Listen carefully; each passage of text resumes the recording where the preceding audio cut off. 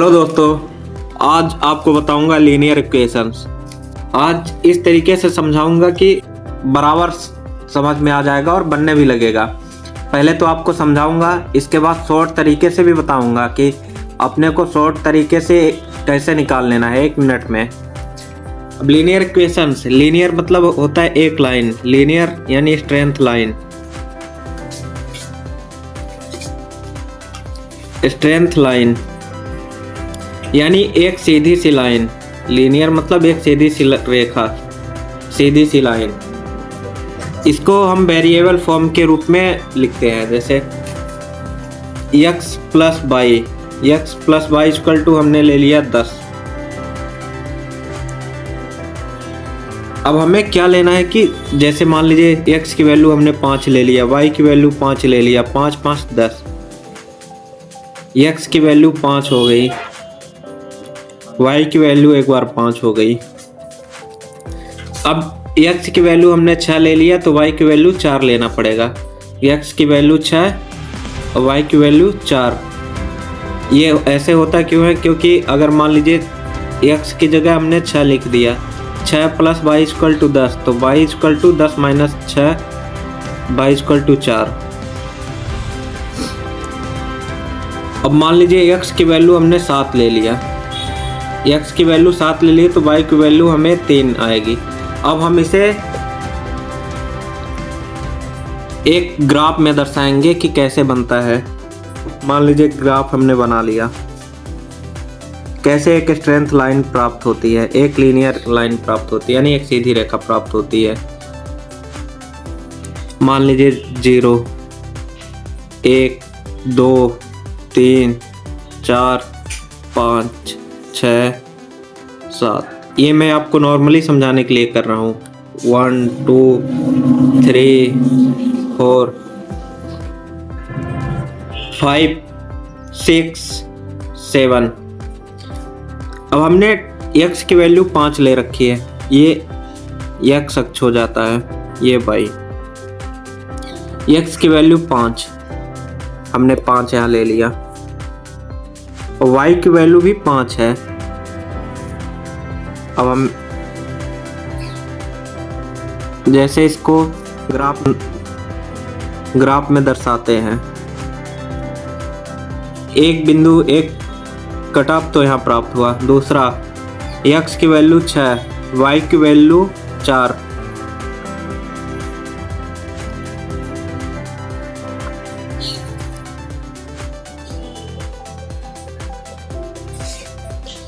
एक बिंदु यहाँ पे प्राप्त हुआ। तीसरा x की वैल्यू 7 और y की वैल्यू 3।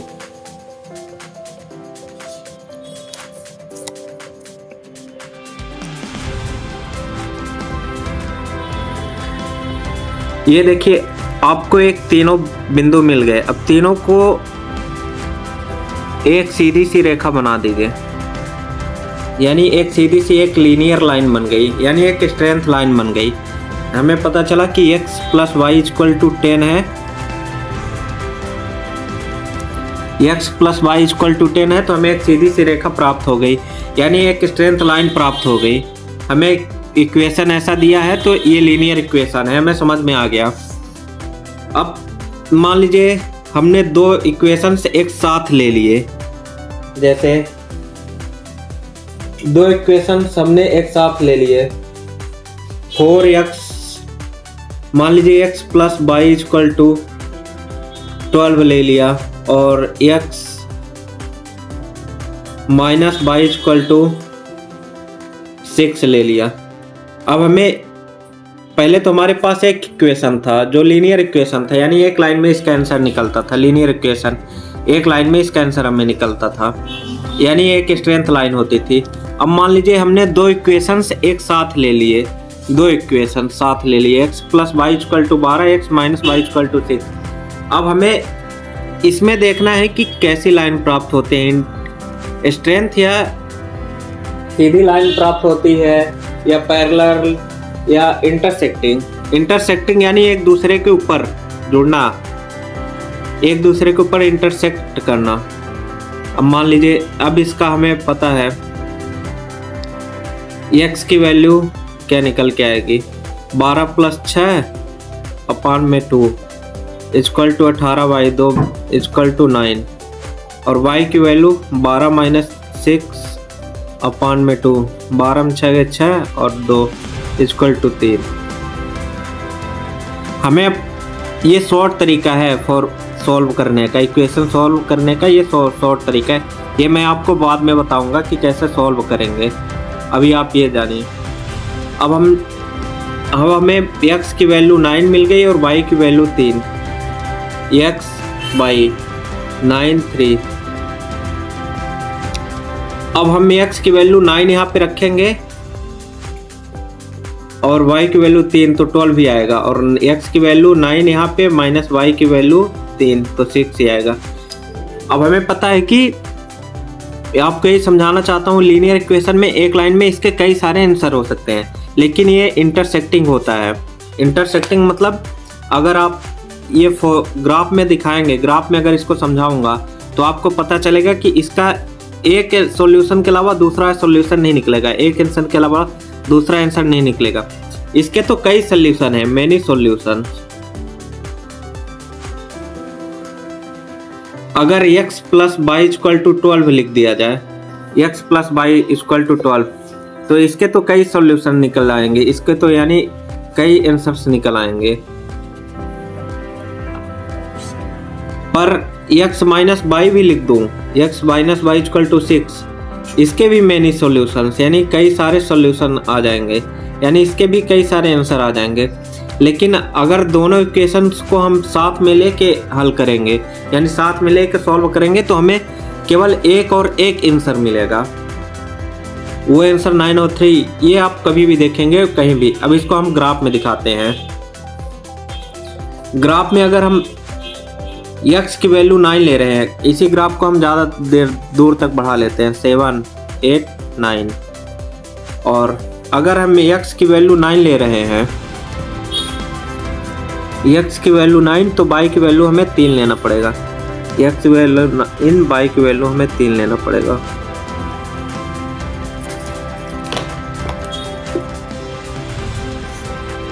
यानी ये कॉमन पॉइंट है 9 3, ये कॉमन पॉइंट है जिसमें अगर दो इक्वेशंस लेंगे कॉमन पॉइंट यहाँ पे मिलेंगे, ये 9 और 3 में। अगर इसकी अलग अलग वैल्यू भी ले लें, x + y = 12, इसकी अलग अलग वैल्यू ले लें, फिर भी अगर हम उसको ग्राफ में शो करेंगे तो केवल 9 और 3 में ही पॉइंट कटेगा, यानी एक कॉमन पॉइंट निकलेगा। स्ट्रेंथ लाइन का फॉर्मूला x + y = 10 12 कुछ भी ले लो, यानी एक सिंगल इक्वेशन है तो ये स्ट्रेंथ लाइन है, यानी लीनियर इक्वेशन है, लीनियर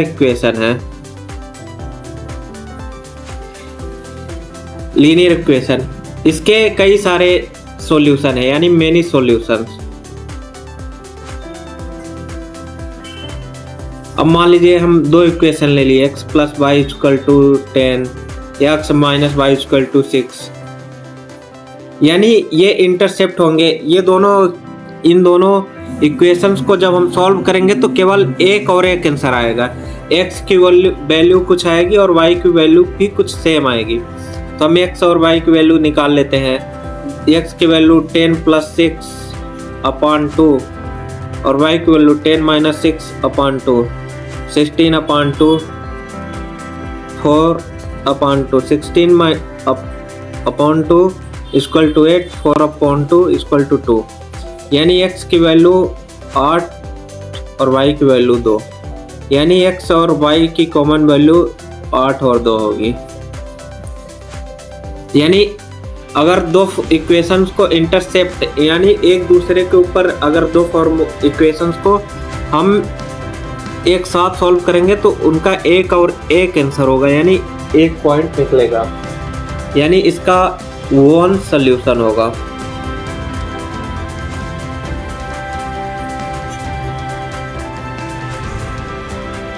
अब मान लीजिए कोई हम ऐसा इक्वेशंस ले लिए, मान लीजिए a1 अपान a2, a1 ये हो गया a1, a2 b1 b2 ये है और c1 c2 ये है। इसमें A1 ये है, B1 ये है, C1 ये है। अब मान लीजिए A1 अपॉन A2 ले लिए, B1 upon B2, C1 upon C2। अगर तीनों पैरेलल हैं यानी तीनों एक दूसरे के समान है, ऐसा इक्वेशन आता है, यानी इसके मेनी सॉल्यूशंस हैं, यानी बहुत सारे सॉल्यूशंस, मेनी सॉल्यूशंस। ये फॉर्म जो है सेम लीनियर इक्वेशंस जैसे है, यानी इसके बहुत सारे सॉल्यूशंस है। अब मान लीजिए A1 upon A2 not equal B1 upon B2 not equal C1 upon C2, दूसरे के इक्वल नहीं है, यानी इस फॉर्म में है, तो इसका केवल और केवल एक सॉल्यूशन होगा।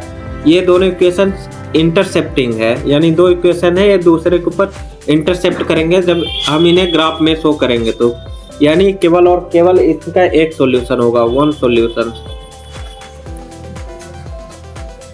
अब मान लीजिए तीसरा, इसमें एक तीसरा फॉर्म भी होता है, यानी जब लाइन एक दूसरे के पैरेलल हो, यानी सीधे हो, ओवरलैपिंग करे, दो फॉर्मूला ले और लाइन एकदम ओवरलैपिंग करे, तब उसमें हम देखते हैं कि उसका कौन सा सॉल्यूशन होता है। मान लीजिए A1 upon A2 equal to B1 upon B2 not equal C1 upon C2, यानी A1 अपॉन A2 है और A1 A2 बराबर है B1 B2 के, लेकिन C1 अपॉन C2 के इक्वल नहीं है, तो इसका कोई भी सॉल्यूशन नहीं होगा, इसका कोई भी सॉल्यूशन नहीं होगा, नो सॉल्यूशन।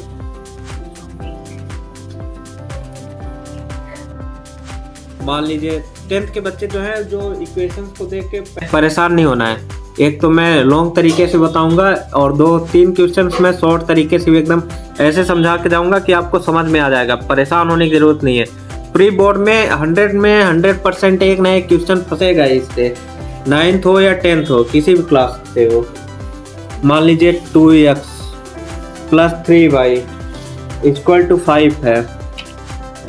अब 5x minus 2y equal to 3 है, यानी इंटरसेप्टिंग इक्वेशंस है, इक्वेशन 1 इक्वेशन 2।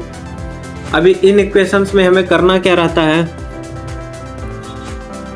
एक तो लॉन्ग मेथड है, जो बोर्ड्स में आते हैं तो हमें लॉन्ग मेथड से ही करना पड़ता है, वो मैं आपको बताता हूँ कैसे करना है। अब अपने को जो x के साथ वेरिएबल है, इसको या तो बराबर कर लेना है इसके बराबर, या फिर 2x है, इसको 5x के बराबर करना है। अब हमें पता है 2x को 5x के बराबर करने के लिए या तो यहाँ पे 2 का मल्टीप्लाई करना पड़ेगा और यहाँ पे 5 का मल्टीप्लाई करना पड़ेगा, तब तो 5 2 जा 10 और 5 2 जा 10, 10x इक्वल होगा, यानी या तो x को इक्वल करना पड़ेगा, x या तो y को इक्वल करना पड़ेगा। तो किसी को भी आप इक्वल कर सकते हैं। अगर y को इक्वल करना होगा तो 3y में 2 का मल्टीप्लाई और 2y में 3 का मल्टीप्लाई करने पर 6 आएगा, यानी हमें बराबर करना है। 5 2 जा 10x प्लस 5 3 जा 15y इक्वल टू 25। 5 2 जा 10x माइनस 2 2 जा 4y इक्वल टू 6। अब हमें माइनस करना है, यानी अब माइनस करना है तो बच्चे गलती कर जाते हैं कि माइनस है, हमें साइन बदल देना है, यानी यहाँ पे प्लस है कुछ नहीं है तो यानी प्लस साइन है तो हमें माइनस कर देना है, यहाँ माइनस है तो यहाँ प्लस, यहाँ माइनस। 10x x की वैल्यू समाप्त हो जाएगी। 15 प्लस 4 19y इक्वल टू 25 में से 6 गया 19, y की वैल्यू 1 आ गई। अब जब y की वैल्यू 1 आ गई तो हमें इक्वेशन 1 में रख देना है y की वैल्यू 10x प्लस 15, y की वैल्यू 1 है तो y की जगह 1 रख देना इक्वल टू 25। अब 10x प्लस 15 इक्वल टू 25। अब जब दूसरी साइड चेंज करेंगे तो 10x इक्वल टू 25 माइनस 15 हो जाएगा। 10x equal to 10 x equal to 1, यानी x की भी वैल्यू 1 आ जाएगी और y की भी वैल्यू 1। ये तो हुआ लॉन्ग मेथड जो हमें पेपरों में करके दिखाना रहता है, 5 नंबर लेना रहता है। ये तो हो जाता है लॉन्ग मेथड।